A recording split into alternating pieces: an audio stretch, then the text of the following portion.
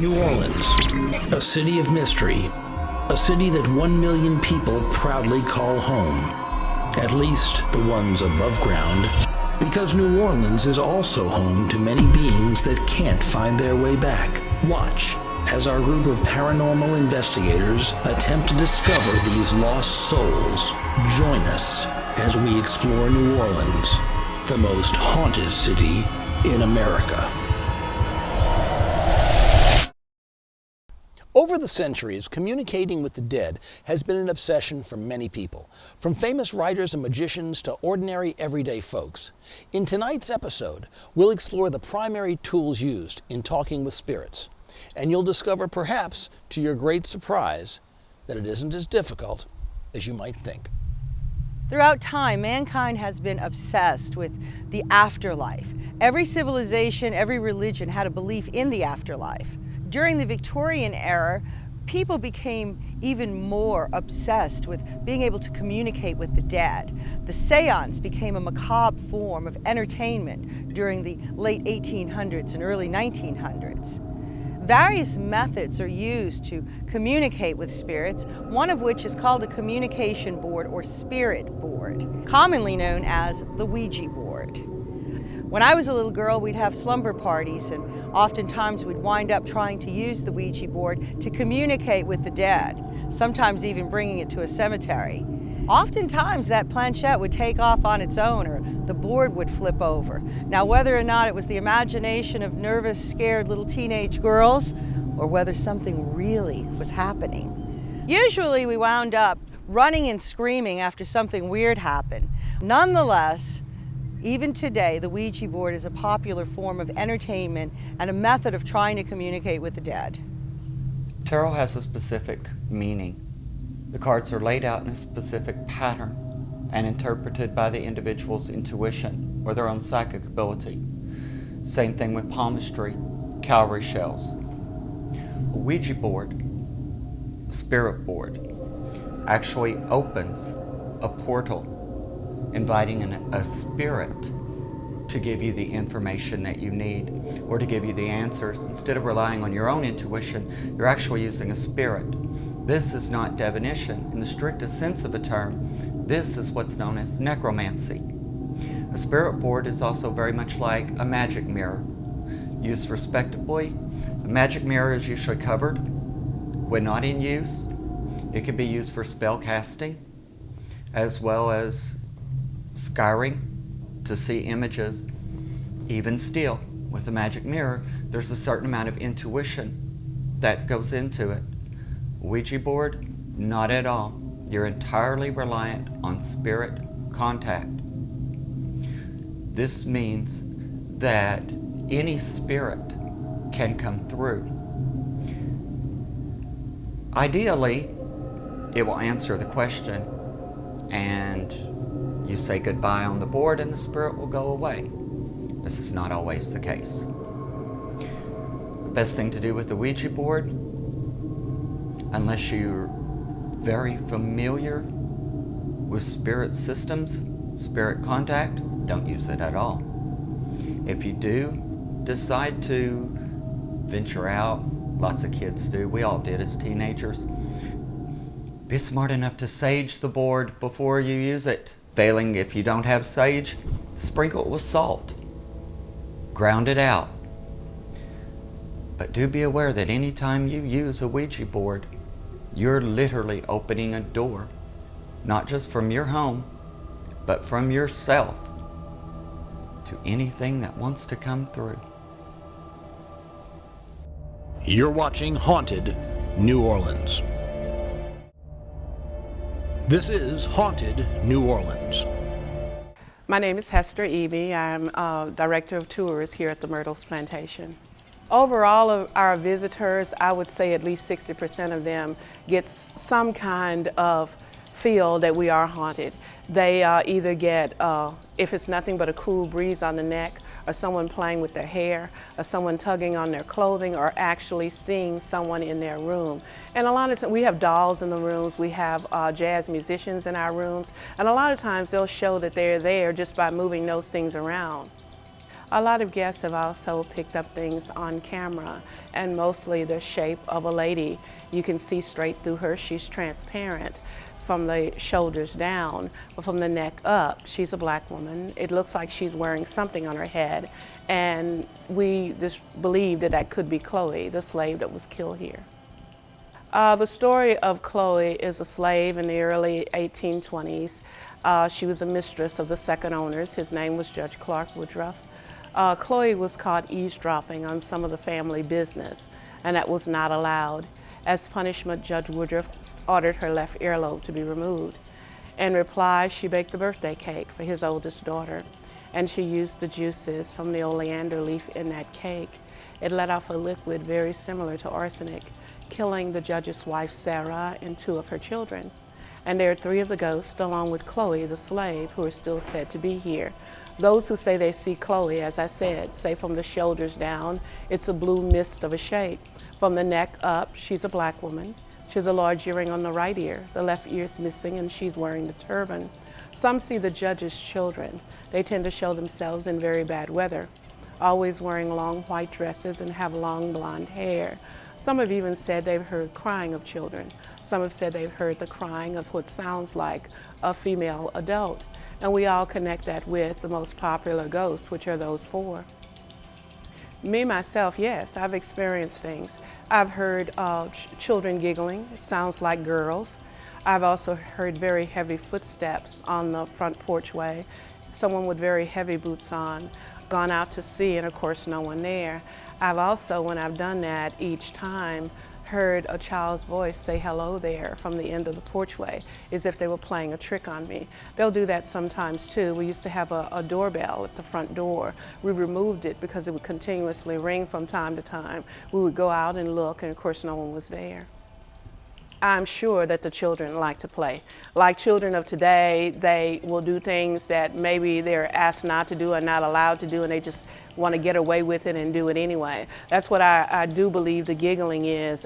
I've even been tugged on, and it's a place that whenever I stand there in the house, it's the same thing. When I'm having children and grandchildren, it's that type tug a child will do when they need to tell you something and you're talking to someone else.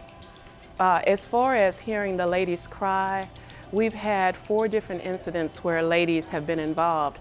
I do believe if it's on the right side of the home, the newer section, that it may be William Winter's wife. Her name was also Sarah, but Mr. Winter died on the 17th step in the main staircase after being shot on the north porchway. If it's on the older side of the home, we kind of related to the children's mother, the children that were poisoned along with during the time Chloe was killed. Stay tuned for more Haunted New Orleans. Haunted New Orleans. Hello, my name is Andrew Ward, and I'm a board member for the International High School of New Orleans. And this is a very extraordinary high school. It is unique in the fact that it is the only public high school open enrollment in the country that offers French and Spanish immersion language programs. Now, that's not the only thing that makes it very unique.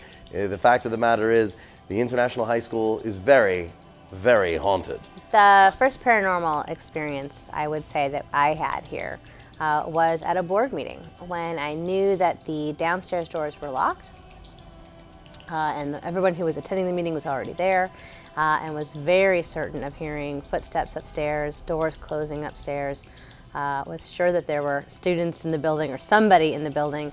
So, myself and the treasurer of the board went upstairs opposite staircases. I went up this one behind me. And when we got upstairs, we saw each other across the hallway, and there was nobody else. So whatever had been making that noise was gone. Or perhaps we were all just hearing things. But when we returned to the board meeting downstairs, we found that everybody else was quite convinced they had heard the exact same noises. So very odd, did maybe think that there was something, was wind or something, but it definitely was footsteps, and it was definitely doors opening, so there was clearly something going on up there. So we thought nothing of it until a couple weeks later. There we are at an open house, and I get to talk to some of the members of the custodial staff. And one of the custodians said, "Oh no, that's just our spirit." And I thought, okay, well, that answers that question. And immediately I said, hold the phone, it's time, we need to find out more information about this place. And we came in to do a paranormal investigation on Monday night, and everything began, once again, right over my left shoulder. By the staircase, we brought out the electromagnetic meters and found that there were wild fields of electromagnetic activity. The temperature dropped from where I'm standing to the center of the stairwell, only about 10 feet away, by nearly 20 degrees Fahrenheit. Do you hear that? Are you pressing the I'm button? not touching it. It almost sounds like a woeful wail.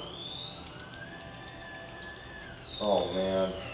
What happened on Monday was this. Myself, Kalila, and the principal, Sarah Lakin, came up the stairs, and when we stood right here on this doorway, we felt an extraordinary measure of cold and of some kind of dizziness-inducing energy. Ooh. You see? Disorientation. Yeah, I'm feeling very, very off balance. Ooh. All right, temperature reading. Damn, I just got my 20th chill here. We then decided to find out who this person was. Who was this very present entity that was interacting with everyone around? And as soon as Kalila got the idea to use the Ouija board, and she has this on camera, we felt something rush either by or into both of us, giving us quite a jar. I'm glad you feel that way. Whoa. Whoa, Jesus. Whoa. What was that? I don't know, but I felt the exact same thing, and my hair is standing up on end, and my skin is completely crawling. Oh, wow. Well, I almost fell over. Wow, I felt like something just Like crashed into completely us. just passed through us going Yeah. that way. That entity then moved over and sat down in this chair. And again, it took a tremendous amount of courage to go near it. I put my hands very close to the edge of the arm of the chair, and I explained to the spirit that we were not here to try to make her leave. She was welcome to stay. We knew that she had the best interests of the school at heart, and we just wanted to know more about her. After that, seems things were pretty much all right. We sat down right here, and we broke out the Ouija board, and we proceeded to ask some questions. Were you a teacher here?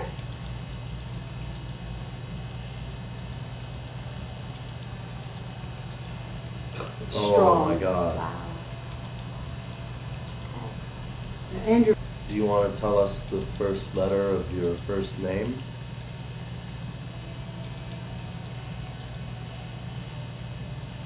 I am 30 years old, going on 31. I have used the Ouija board quite a few times. I have never in all that time had such an extraordinary experience. It was very, very highly mobile, the reader on the top of the board.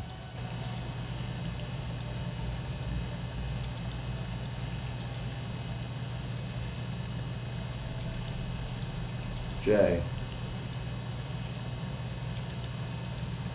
And the second letter of your first name?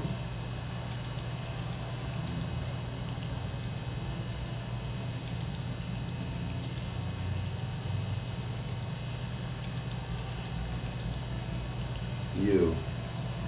And it told us, in no uncertain terms, that the name of the spirit was June, and that this woman was still here even after she had died in 1958. She had passed away, but she simply had not yet passed on. And she was still here with the specific purpose of watching out for the kids that we still have in the school. After about a 20-minute experience with the Ouija board, the entire room went to a very comfortable 76 degrees. No pockets of cool or hot. It was all very stable and all uniform. We felt better about ourselves personally, and we left.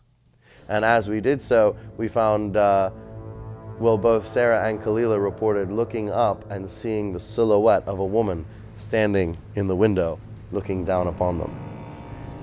Let's just hope it was approvingly. This is Haunted New Orleans. You're watching Haunted New Orleans. During one of the investigations that we conducted in an office building several years ago, One of the team members and myself worked with a communication board. Several minutes after we communicated with the spirit of a young boy, the other team member actually started channeling the young boy. He even began to act like him. He coiled up in a corner and became very, very unresponsive.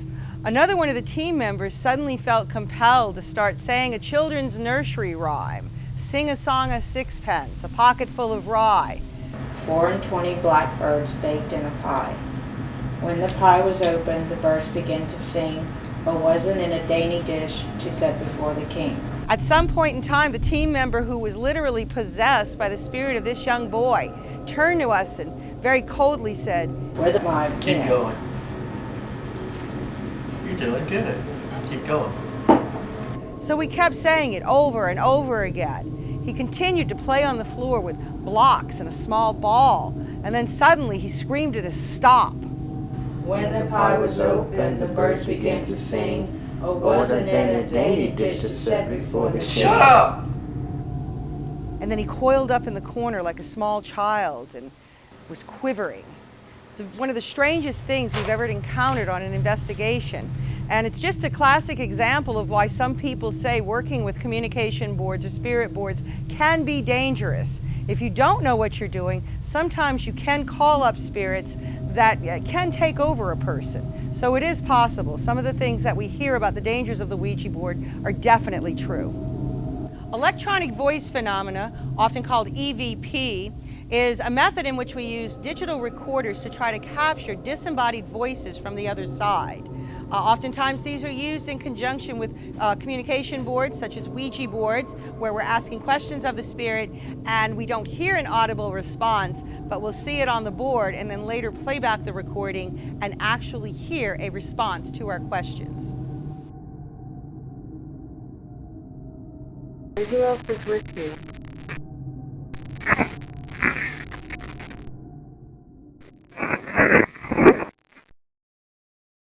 Talking to the dead may sound creepy and scary, but is it dangerous? I guess that depends on how the dead answer you back. Join us next time for another dark journey into haunted New Orleans.